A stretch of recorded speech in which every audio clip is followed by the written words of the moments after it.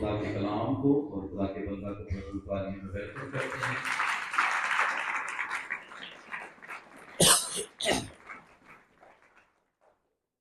मसीह के अजीम जलाली बाबरकत नाम में आप सबको सलाम। बैठिए, तशरीफ़ रखें।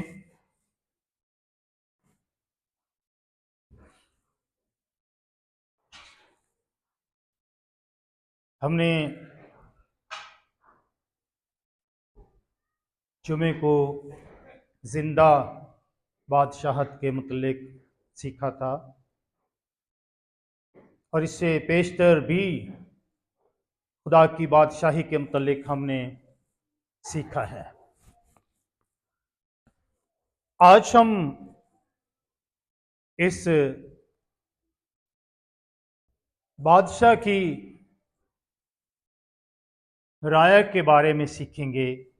यीशु मसीह बादशाह की राया या जिंदा बादशाहत के अंदर जो लोग हैं, जो खुदा की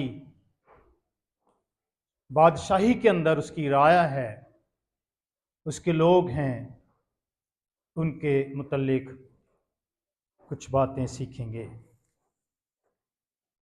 हमने पढ़ा है कोई आदमी दो मालिकों की खिदमत नहीं कर सकता। ये बड़ी पावरफुल बात है। कोई भी शख्स, इसका मतलब यह है कि उसके अंदर दो बादशाहतें या दो बादशाह कायम नहीं रह सकते, या दो बादशाहतों में वो कायम नहीं रह सकता। यहां खिदमत की बात हो रही है, क्योंकि जब हम यीशु मसीह की बादशाही की बात करते हैं तो यीशु मसीह का जो तर्ज जिंदगी है उसके मुतल्लिक भी हम सीखते हैं कि उसकी जिंदगी का तरीकाकार क्या था। वो इस दुनिया में खुदा की बादशाही को किस तरह से कायम कर रहा था और कायम कर रहा है। मेरे जो यीशु मसीह की बादशाहत के रुकन होने की वजह से हम उसके साथ मालिक बन गए। उसकी राया होने की वजह से क्या बन गए? और सिर्फ मालिक नहीं, बल्कि खादिम के रिश्ते में भी मुंसलिक हो गए, खिदमत करने वाले भी बन गए। यीशु मसीह के साथ उसकी बादशाही के अंदर हम यीशु मसीह के वसीला से उसके साथ मालिक और फिर खिदमत के रिश्ते में मुंसलिक हुए। यहां पर खिदमत की बात हो रही है। कोई आदमी दो मालिकों की खिदमत नहीं कर सकता, क्योंकि या तो एक से अदावत रखेगा और दूसरे से मोहब्बत, या एक से मिला रहेगा और दूसरे को नाचीज जानेगा। तुम खुदा और दौलत दोनों की खिदमत नहीं कर सकते। यहां पर दौलत से मुराद सिर्फ रुपया पैसा ही नहीं है, बल्कि दौलत से मुराद पूरी दुनिया है। इस दुनिया में जो भी चीज मौजूद है और जिसको हम खुदा से ज्यादा प्यार करते, जिसकी हम खुदा से ज्यादा खिदमत करते हैं, जिसको हमने अपना मालिक बनाया हुआ है, वो दौलत हो सकती है। इसलिए हमें, जब हम खुदा की बादशाहत में आते हैं, यीशु मसीह की बादशाही का जिक्र करते हैं, जिंदा बादशाहत का जिक्र करते हैं, तो हम उसकी कौम, उसकी राया, उसकी कलीसिया बन जाते हैं। तो वो हमारा क्या है जी? हमारा मालिक है, हमारा बादशाह है। तो जब वो हमारा बादशाह है तो फिर हमें उसके ताबे भी रहना है। यीशु मसीह इस दुनिया में आए किस लिए? उसका तर्ज जिंदगी क्या था? वो किस तरह से इस दुनिया में जिंदगी गुजार कर गए? वो इस दुनिया में बाप की मर्जी को पूरा करने के लिए आए। बाप के ताबे रहते हुए उन्होंने इस दुनिया में जिंदगी गुजारी। कभी भी वो बाप की मर्जी से अलग नहीं हुए। उसने अपनी रोजमर्रा की जिंदगी में खुदा की बादशाही की तर्ज जिंदगी को अपनाया, उसका नमूना पेश किया, ताकि हम भी उसके नमूने के मुताबिक इस दुनिया में रहते हुए जिंदगी गुजारें। हमारी जिंदगी का तर्ज अमल क्या है? हम किस नमूने पर चल रहे हैं, जो यीशु मसीह ने दिया या दूसरे मालिक ने? हम किस मालिक की खिदमत कर रहे हैं? मेरे जो खुदावंद यीशु मसीह ने खुदा की पसंदीदा जिंदगी बसर की,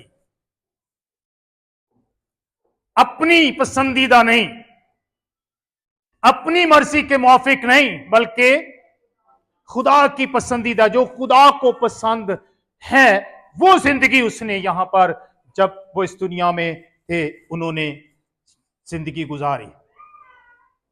हमें भी यीशु मसीह की मानंद एक खादम का दिल अपने अंदर रखने की जरूरत है। कैसा दिल? कैसा दिल? कोई खादम बन ली तैयार है, खिदमत करने ली तैयार है?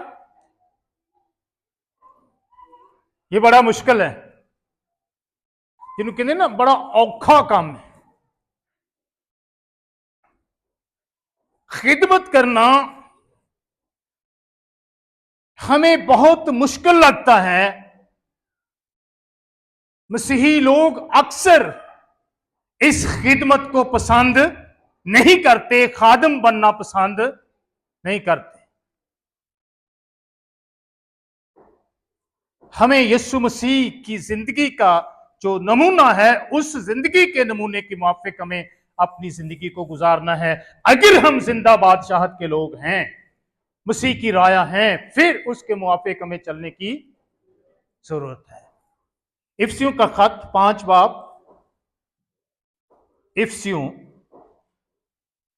5 बाब 8 से 10 आयत को पढ़िए। खुदा का बंदा पौलुस रसूल खुदावंद यीशु मसीह के बारे में ऐसी जिंदगी गुजारने की बात करते हैं जिस तरह उन्होंने इस दुनिया में रहते हुए जिंदगी का नमूना पेश किया। क्योंकि तुम पहले तारीकी थे, क्योंकि तुम पहले क्या थे?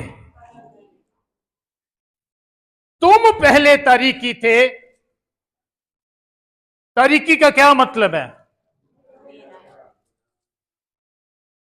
वो ये नहीं कह रहा कि तुम अंधेरे में थे। क्या कह रहा है? तुम तारीकी थे, तुम अंधेरा थे, तुम ऐसे थे जैसे तारीकी, और तुम्हारी जिंदगी तारीकी थी जी। मगर अब खुदावंद में क्या हो? तुम तारीकी थे मगर अब क्या हो? किस में नूर हो? खुदावंद में नूर हो। अगर खुदावंद में नहीं हो तो अब भी तुम तारीकी हो। तुम खुदा की बादशाही के अंदर नूर बन चुके। यीशु मसीह ने तुम्हें नूर बना दिया है, इसलिए तुम्हें नूर की तरह चलने की जरूरत है जी। बस नूर के फर्जंदों की बस नूर के किस तरह चलना है? नूर के फर्जंदों की तरह चलो जी। इसलिए कि नूर का फल इसलिए कि नूर का फल हर तरह की नेकी हर तरह की नेकी और रास्तबाजी और रास्तबाजी और सच्चाई है। और सच्चाई है। आगे, और तजुर्बा से मालूम करते रहो कि और तजर्बा से मालूम करते रहो कि खुदावंद को क्या खुदावंद को क्या पसंद पसंद है। ये जिंदगी हमारी होनी चाहिए, क्योंकि तुम पहले तरीकी थे मगर अब खुदावंद में नूर हो, खुदा की बादशाही में नूर हो। और खुदावंद यीशु मसीह ने भी कहा कि तुम दुनिया के, तो नूर में तरीकी नहीं होती, होती है, बल्कि जहां नूर होता है, रोशनी होती है, वहां से अंधेरा तरीकी हमेशा के लिए दूर हो जाती है। इसलिए बस नूर के फर्जंदों की तरह चलो, हमें नूर के फर्जंदों की तरह चलना है। अपनी जिंदगी का तर्ज इस तरीके से अपनाना है कि हम जिधर भी जाएं, जहां भी चलें, जो कुछ करें, हमारी जिंदगी से नूर झलकना चाहिए। हालेलुया। और क्या लिखा है, कैसे? जी, इसलिए कि नूर का फल हर तरह की नेकी। अब देखें, नूर का फल क्या है? हर तरह की नेकी, यानी हर तरह के नेक काम के लिए हमेशा तैयार रहो और करते रहो। हर तरह की नेकी और रास्तबाजी और सच्चाई है, ये आपकी जिंदगी के अंदर मौजूद रहनी चाहिए और इसके मुआफिक जिंदगी होनी चाहिए, क्योंकि हम उसके लोग हैं, उसकी राया हैं। और लिखा है कि और तजर्बा से मालूम करते रहो कि खुदावंद को क्या पसंद है। अक्सर हमारी जिंदगी क्या खुदावंद को क्या पसंद है उसके मुआफिक चल गुजरती है, कि खुदावंद क्या चाहता है, खुदावंद को क्या पसंद है, हमारी जिंदगी कैसे गुजर रही है।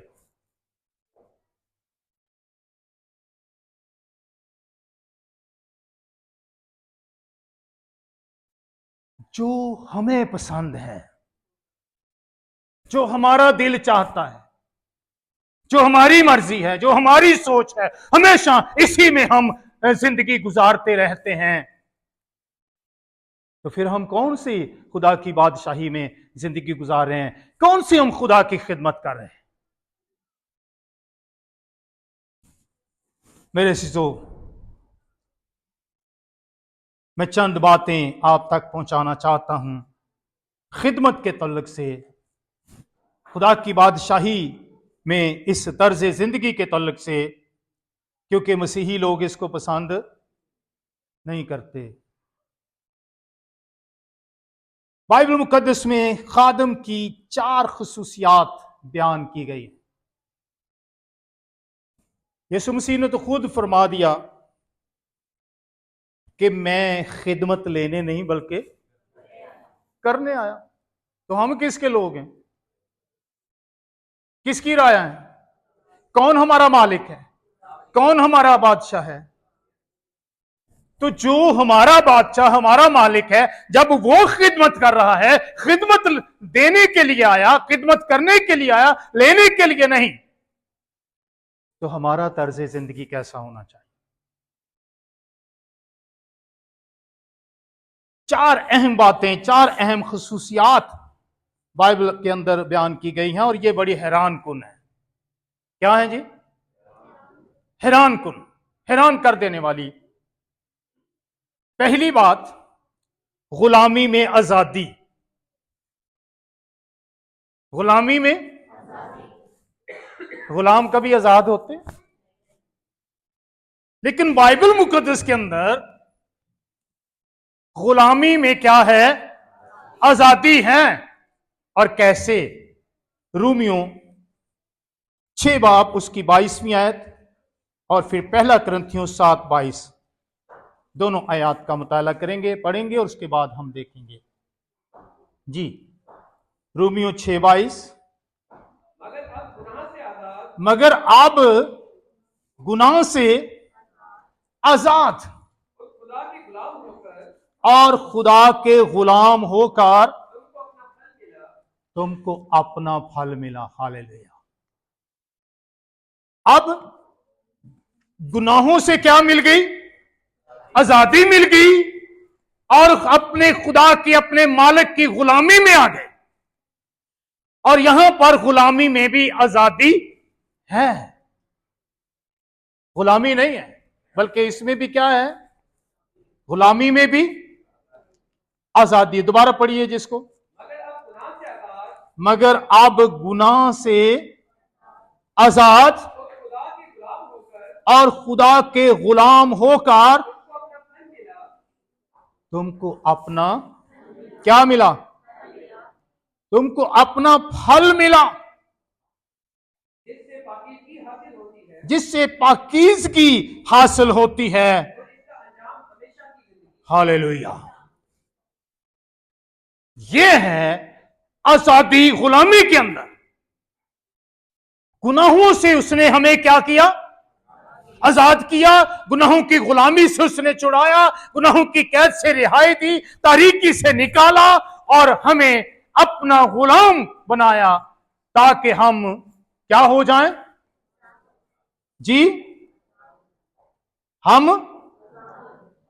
और इस आजादी के अंदर खुदा के गुलाम होकर तुमको अपना फल मिला, जिससे पाकीज़गी हासिल होती है और उसका अंजाम हमेशा की, हालेलुया, अंजाम हमेशा की जिंदगी है।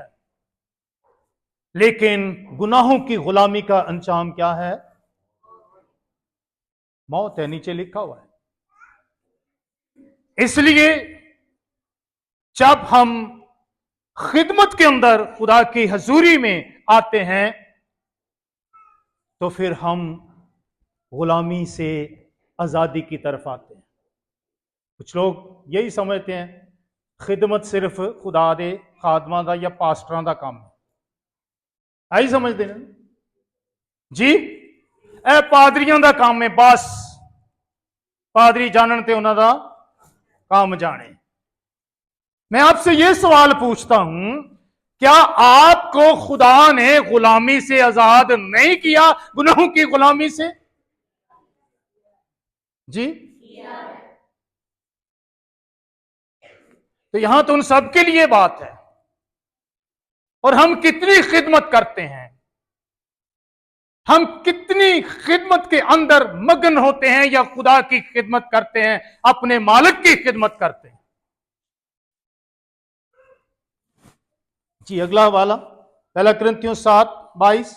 क्योंकि जो शख्स गुलामी की हालत में खुदावन ने बुलाया गया है, हाँ, वो खुदावन का आजाद किया हुआ है। अब सुन लें, जो शख्स किस हालत में? गुलामी की हालत में क्या किया गया है? खुदावंद में बुलाया गया है, वो क्या हो गया? वो खुदावंद का आजाद किया हुआ है। तो फिर ये गुलामी अच्छी है या बुरी है? इसमें आजादी है या नहीं है? लेकिन गुनाह करने की आजादी नहीं है, बदी करने की आजादी नहीं है, बल्कि अपने मालिक की खिदमत करने की आजादी आपको दी गई है, रिहाई दी गई है, ताकि आप मौत से निकलें, रोशनी में आ जाएं और जिंदगी में आ जाएं। जी, इसी तरह जो आजादी की हालत में बुलाया गया है, वो मसीह का गुलाम है। हालेलुया। ते मसीह की गुलामी करनी, ये मसीह के गुलाम होना, मसीह की खिदमत करना कैसा है जी? इसका कोई अजर मिलेगा आपको? नहीं मिलेगा। बहुत बड़ा अजर है आपके लिए। इसलिए जो आपका मालिक है ना, उसकी खिदमत करना शुरू कर दीजिए। कौन है मालिक? तो आप गुलामी में भी आजाद हो जाएंगे। हालेलुया। और आपको वो फल मिलेगा जो हमेशा की जिंदगी के लिए आपके पास रहेगा। हालेलुया। फिर आगे बढ़ते हैं। खिदमत में अजमत है। क्या है? दूसरी बात, इस बादशाही में जब हम अपने खुदा की खिदमत करते हैं, अपने मालिक की खिदमत करते हैं, उसके खादिम बनकर जिंदगी गुजारते हैं, तो उसमें क्या है? उसमें क्या है? अजमत किसको कहते हैं जी? अजमत क्या है? चाकते क्यों जो ऊंची बोले? मैनू तो सुने। अजीम हो जाना, बुलंद तर हो जाना, इज्जत का बढ़ जाना, रिस्पेक्ट का बढ़ जाना। लोग खादिम नहीं बनना चाहते, खिदमत नहीं करना चाहते, बल्कि वो अपने घुमंड, तकब्बर और अपनी ताकत और कुव्वत से लोगों पर रोब और हुकूमत जताना चाहते हैं। अपने घुमंड और तकब्बर के अंदर अपने आप को ऊंचा और बुलंद करना चाहते हैं। क्या वो ऐसा करने से उनकी अजमत बढ़ेगी? मत्ती 23:11-12। कदस मत्ती 23वां बाब उसकी 11-12, और फिर यूहन्ना 12 बाब और उसकी 26वीं आयत को पढ़िए। हवाले बहुत से हैं, लेकिन मैं टाइम को मद्देनजर रखते हुए चंद हवाला जात आपके सामने पेश कर रहा हूं, और सुनिए गौर से। लेकिन जो तुम में बड़ा है, लेकिन जो तुम में बड़ा है वो तुम्हारा खादिम बने। वो तुम्हारा खादिम बने, तुम्हारी खिदमत करने वाला बने। जो तुम में बड़ा है, जो समझता है कि मैं बड़ा हूं, मेरी अजमत बड़ी है, मेरा रोब बड़ा है, मैं बुलंद हूं, मेरे पास बड़ी दौलत है, मेरे पास बड़ा अख्तियार है, वो जो तुम में बड़ा है, यही अपने आप सारी जिंदगी वड्डा समझ समझ के लड़ाइयां, झगड़े, फसाद पैदा करते रहते। मैं कोई घट हाँ? मैं कोई थले लगा? मैं कोई थले लगी हाँ? नथिंग। ये रवैया खुदा के लोगों का, उसकी रायत नहीं है। हम अक्सर दूसरों को नीचा दिखाने के लिए अपने आप को बुलंद करते रहते, उन पर इल्जाम तराशी करते रहते, उन्हें छोटा करने के लिए दूसरों के सामने उनकी ऐबजोई करते रहते हैं, ताकि लोगों की नजर में भी वो घटिया हो जाए। हमारी नजर में तो वैसे ही है जी। पढ़ें दोबारा, पढ़ें इसको। लेकिन जो तुम में बड़ा है, वो देख तुम्हारा खादिम बने। जो तुम में बड़ा है वो तुम्हारा क्या बन जाए? खादिम बने। कितनी प्यारी बात जी। आगे। जो कोई अपने आप को बड़ा बनाएगा, जो कोई अपने आप को बड़ा बनाएगा, वो छोटा किया जाएगा। लब लो फिर बड़ापन, वो छोटा किया जाएगा, थल्ले आ जाएगा।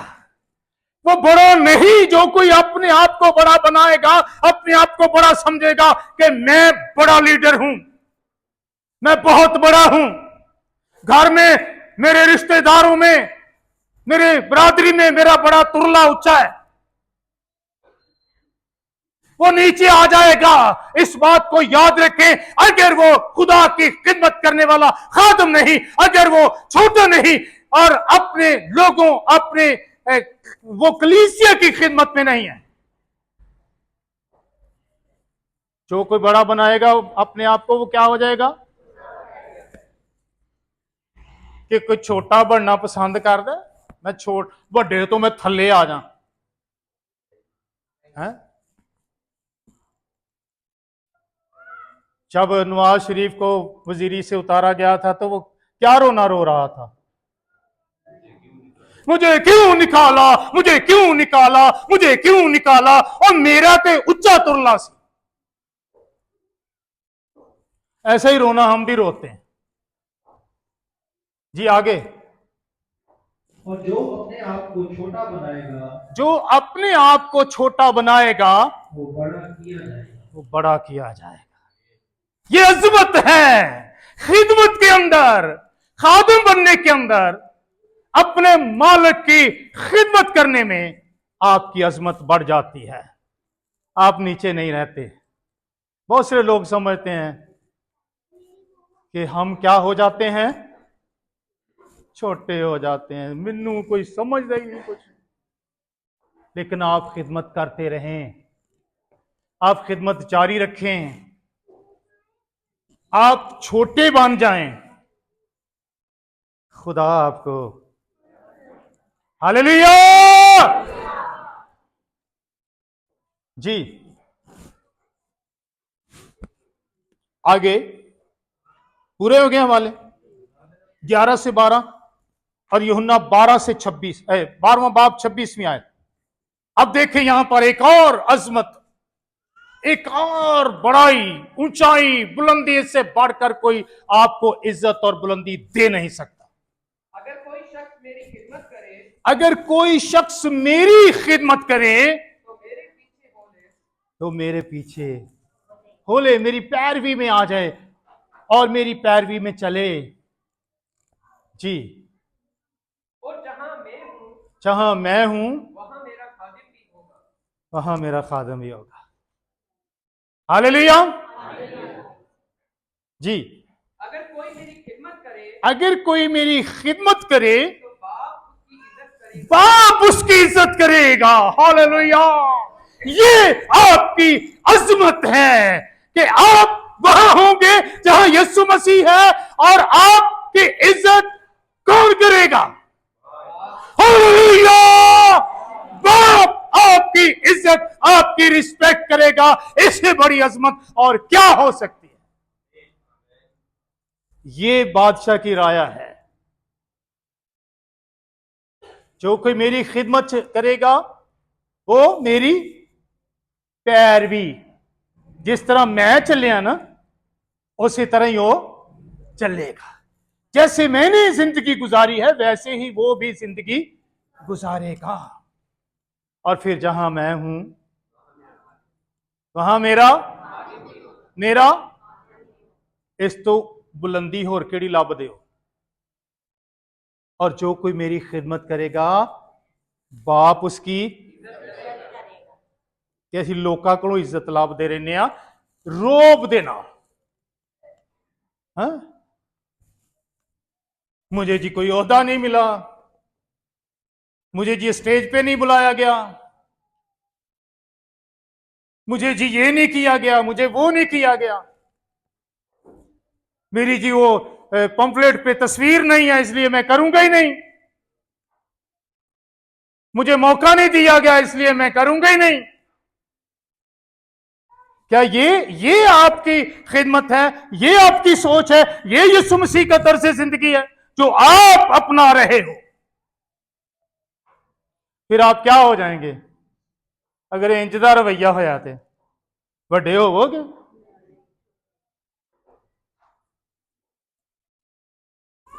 अगर कोई पूछे ना पूछे, स्टेज पे बुलाए या ना बुलाए, मौका मिले या तस्वीर पंफलेट ते लगी होए ते भावें पैना फ्लैक्स बनया होवे ते भावें, आपकी खिदमत जारी रहनी चाहिए, क्योंकि आप यीशु की पैरवी कर रहे हैं। किसी इंसान की नहीं, दौलत की नहीं, दुनिया की नहीं, आदमियों की नहीं, बल्कि किसकी?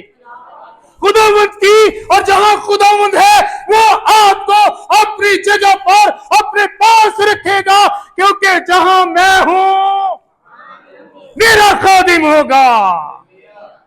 और जो मेरी खिदमत करता है बाप उसकी, कौन?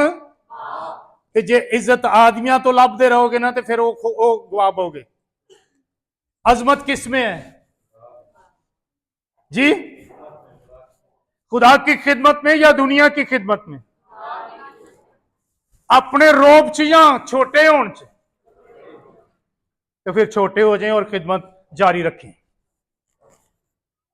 तीसरी बात, फरोतनी में सरफराजी। किसमें?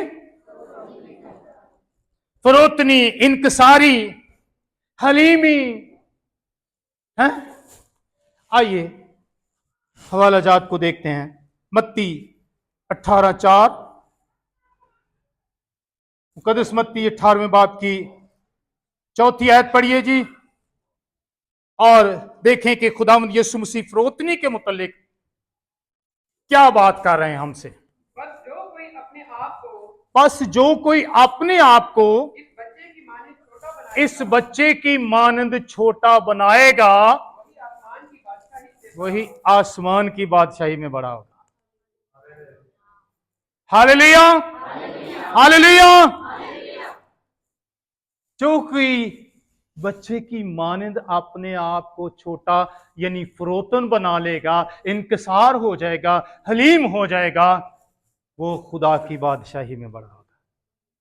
तो आप किसकी बादशाही में जिंदगी गुजार रहे हैं? किदी बादशाही? किसकी राया? तो क्या बच्चों की मानद बनना पसंद करेंगे जी? क्योंकि बच्चे जो होते हैं उनका इन्हसार अपने मां बाप पर होता है। किन पर? मां बाप पर। वो अपने आप पर इन्हसार नहीं करते। तो जब हम एक बच्चे की मानद बनेंगे तो हमारा इन्हसार किस पर होगा? अपने मालिक पर, अपने बादशाह पर, अपने खालिक पर, क्योंकि हमने अपने आप को छोटा कर दिया है और वो हमारी सारी जरूरतों को पूरा करता है। हालेलुया। इमसाल की किताब 29वां बाब और उसकी 23वीं आयत। इमसाल में आ जाएं, 29-23। आदमी का गुरूर उसको पस्त करेगा, आदमी का गरूर उसको क्या करेगा? पस्त कर देगा। लेकिन जो दिल से फरोतन है हालेलुया। इज्जत हासिल करेंगे। लेकिन जो दिल से फरोतन है वो इज्जत हासिल करेंगे, वो सरफराज किए जाएंगे, वो सर बुलंद किए जाएंगे। जो दिल से फरोतन है, इनकसार है। और जो बंदा फरोतन होता है ना, सारे उन्होंने लताड़ तोड़ के नंग देने। उसकी हलीमी, उसकी इनकसारी, उसकी फरोतनी को वो समझते हैं ऐ कुछ नहीं कर सकता, ऐ माड़ा बंदा है, इन्हें जो मर्जी कह दो। यीशु मसीह की इनकसारी को देखें, उसकी फरोतनी को देखें। लोगों ने उसे कुचल दिया, कुचला नहीं, कुचला, कुचल दिया। तो क्या यीशु मसीह की इज्जत में कोई फर्क आया बाप की हजूरी में?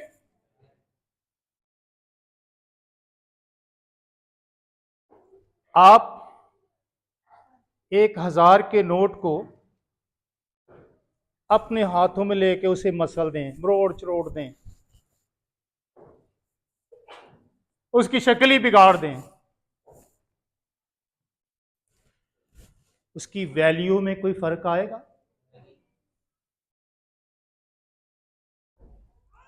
कोई फर्क आएगा? आपने उसको मरोड़ दिया है, उसमें बल्ब पड़ गए हैं और वो बड़ा एक खराब सा नजर आ रहा है। हो सकता है उसकी वैल्यू 1000 की बजाय 200 रह गई हो, 100 रह गई हो जी। तो आपको जब आपकी फरोतनी, इनकसारी, हलीमी के सबब से लोग कुचलते हैं, आपके खिलाफ बातें करते हैं, आपके ऊपर से आपको लताड़ देते हैं, आपकी वैल्यू में खुदा की नजर में कोई फर्क नहीं पड़ेगा। जो दिल से फरोतन है, क्या जी, क्या हासिल करेंगे? तो इज्जत किन्नू नहीं चाहिए? हाँ, अभी पंजाबी च की कहने हैं, इज्जत किन्नू प्यारी नहीं है? तो खुदा उनको इज्जत देता है, क्योंकि फरोतनी में क्या है? सरफराजी है, सरफराज करता है खुदा। जो दिल से फरोतन है, दिल से इनकसार है। अगर आप पता नहीं है ना फरोतन बनना कैसे है, फरोतनी आएगी कहां से, तो दुआ रोजे में ठहरिए। किसमें? दुआ रोजे में ठहरिए और खुदा बाप की मर्जी को मालूम कीजिए, आपको सब नजर आ जाएगा। पहला पत्रस 5 बाब उसकी 5वीं आयत भी पढ़िए। पत्रस के खत में आ जाए, पहला पत्रस 5 बाब उसकी 5वीं आयत जी। और ऐ जवानों, तुम भी बुजुर्गों के ताबे रहो, बल्कि सब के सब एक दूसरे की खिदमत के लिए फरोतनी से कमर बस्ता रहो, इसलिए कि खुदा मगरूरों का मुकाबला करता है, मगर फरोतनों को तौफीक बख्शता है। आगे भी पढ़ दीजिए। बस खुदा के कभी हाथ के नीचे फरोतनी से रहो, ताकि वो तुम्हें, हालेलुया, वो तुम्हें वक्त पर क्या करें? हालेलुया, वो वक्त पर तुम्हें सर बुलंद करे। हर कोई चाहता है ना मैं ओ उत्ते चले जाऊं, सर बुलंद हो जाऊं, सरफराज हो जाऊं, तो वो वक्त पर तुम्हें क्या करेगा? लेकिन फरोतनी के साथ, इनकसारी के साथ, हलीमी के साथ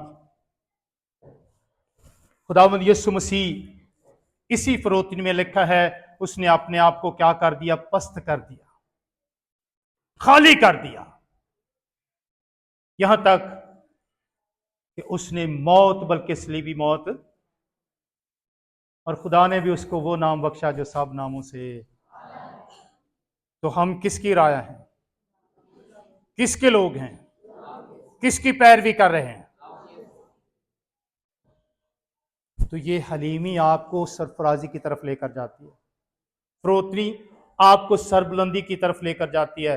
वक्त मुकर्रर है आपकी सरफराजी और सरबुलंदी के लिए, इसलिए सरफराजी की तरफ आएं, सरबुलंदी की तरफ आएं, क्योंकि जो कोई खिदमत करता है फरोतनी के साथ, खुदा उसे सरबुलंद और सरफराज करता है।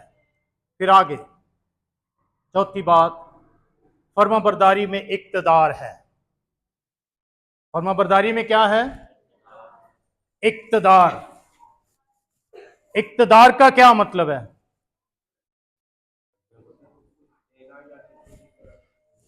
फलां बंदा इस वक्त इक्तदार में है जी, हुकूमत, इख्तियार, पावर उसके पास है। जब आप फरोतनी फर्माबरदारी में चलते हैं तो फिर आपके पास इक्तदार होता है, ऐसी पावर होती है, ऐसी ताकत होती है, ऐसा इख्तियार होता है कि इब्लीस आपके सामने ठहर नहीं सकता। याकूब 4 बाब उसकी 7वीं आयत पढ़िए, इफसियों 6 से 7 और इब्रानियों 13वां बाब उसकी 21वीं आयत। बस खुदा के ताबे हो जाओ और इब्लीस का मुकाबला करो, तो वो तुमसे भाग जाएगा। कौन भागेगा? आपके पास अगर इक्तदार है, इख्तियार है, ताकत है, पावर है, तभी आप इब्लीस को भगा सकेंगे। अगर नहीं है तो आप इब्लीस के आगे लग के भागेंगे। है ना। किसी आदमी ने कहा आज मैं अबलीस नूं बड़ा नसाया। कलाम च लिखे ना अबलीस भाग जाएगा, तो मैं बड़ा नसाया आज उन्होंने। भाई कैसे भाई? वो इस तरह के मैं अगे अगे सी ते वो मेरे पीछे पीछे, जिन्ना तेज मैं नसन दिया सी उन्ना ही वो मेरे पीछे नसन दिया। इस तरह नहीं नसाना अबलीस ने। खुदा के ताबे हो जाएं, इब्लीस का मुकाबला करें। आपने मुकाबला करना है, असि मुकाबला तो करते नहीं, डर डर के अपनी जिंदगी तबाह कर दे रहे, क्योंकि हम जानते नहीं कि हम इक्तदार में हैं, हुकूमत में हैं। किस में है? हमारे पास इख्तियार है, सानू पता ही नहीं। इब्लीस का मुकाबला करो तो वो तुमसे, हाँ, जिसमें बीमारी, तंगदस्ती, परेशानी, गुर्बत, पसमानदगी, बेरोजगारी, ये सारा कुछ शामिल है इसके अंदर। भागेगा, बीमारियां भागेंगी, बदरूहें भागेंगी, गुर्बत भागेगी, क्योंकि आप इक्तदार में जेदे कोल हुकूमत है, कोई कमी होती किसे शायद? हाँ जी, नहीं। हाँ जी, इफ्सियों निकाला 6 बाब 6 से 7 आयत पढ़िए इसको और देखें खुदा का कलाम इस हवाले से, खिदमत के हवाले से, कि हम उसकी राया हैं और अपने मालिक की हम खिदमत करने वाले बन जाए। आदमियों को खुश करने वालों की तरह दिखावे के लिए खिदमत ना करो, बल्कि मसीह के बंदों की तरह दिल से खुदा की मर्जी पूरी करो। कैसे?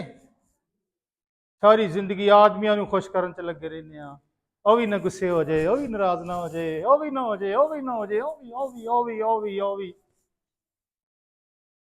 है ना। वो जेड़ा साडा बादशाह है वो भले रुसिया रहे, वो भले नाराज रहे, ओदी सानू कोई परवाह नहीं। जिसकी हम राया हैं, जिसकी बादशाही में, जो हमारा खालिक मालिक है। आजकल आदमियों को खुश करने के लिए बड़ा कुछ हो रहा है। हो रहा है नहीं हो रहा? हैं? हो रहा है ना, जानते हैं सभी। लेकिन आदमियों को खुश करने वाले नहीं बनना। पौलुस रसूल क्या कहता है? अगर मैं आदमियों को खुश करता रहता तो खुदा का बंदा ना होता। खुदा दे बंदे बन जाओ जी। किस तरह आदमियों को खुश करता रहता? तो क्या लिखा है, पढ़ें इसको, 6 से 7 आयत तक पढ़ें इफ्सियों। आदमियों को खुश करने वालों की तरह दिखावे की खिदमत ना करो, बल्कि मसीह के बंदों की तरह दिल से क्या करो? खुदा की मर्जी पूरी करो, क्योंकि यीशु भी खुदा की मर्जी को यहां पर पूरी करने के लिए आए। जी आगे क्या लिखा है? उस खिदमत को आदमियों की नहीं, बल्कि खुदावंद की जानकर जी जान से करो। आजकल दिखावा बड़ा है नहीं? वो कहते ने जड़ी चीज दिखती नहीं ना वो वेकती नहीं। असी आजकल विकन रहे हैं। फेसबुक देख लें, आप मीडिया देख लें, है ना,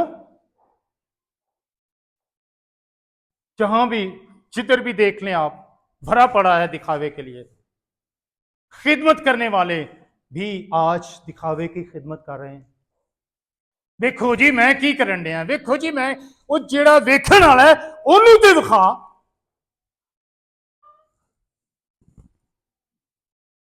इसलिए अगर आप खुदा की राह है, खुदा से रिस्पेक्ट चाहते हैं, तो खुदा की खिदमत कैसे करनी है? दिलो जान से। इब्रानियों 13वां बाब और उसकी 21वीं आयत जी। और तुमको हर नेक बात में कामिल करे। तुमको हर नेक बात में क्या करे? कामल करे। तुम उसकी मर्जी पूरी करो,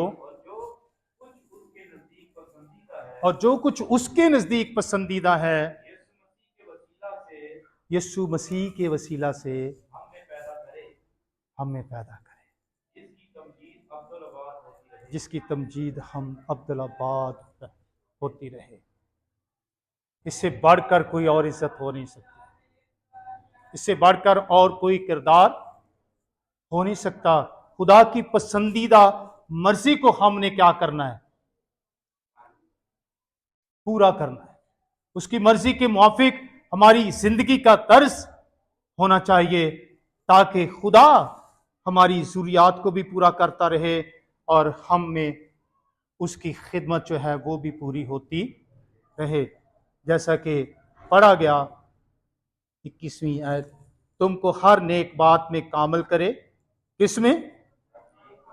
ताकि तुम उसकी मर्जी पूरी करो और जो कुछ उसके नजदीक पसंदीदा है यीशु मसीह के वसीला से हम में पैदा करे। जो खुदा के नजदीक पसंदीदा है वो हम में भी पैदा हो जाए, जिसकी तमजीद अब्दुल-अबाद होती रहे।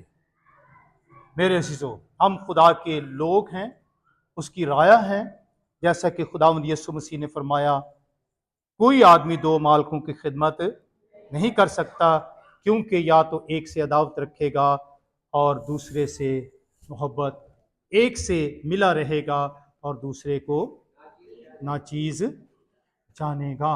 इस खिदमत जो हमने 4 खुसूसियात बयान की हैं, इनको अपने जहन में, अपनी ज़िंदगी में रखिए, ताकि आप हकीकी तौर पर खुदा की राया बनकर उसकी जिंदा बादशाही में ज़िंदगी गुजारें।